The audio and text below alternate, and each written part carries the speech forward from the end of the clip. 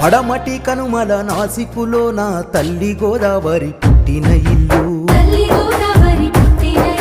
బాస చేసి బాసర వద్ద ఆదిలాబాదులు అడుగు పెట్టినది ఆహ సేతులు జాపి కిన్నెర సాని ఎత్తుకొని ఎగరేసింది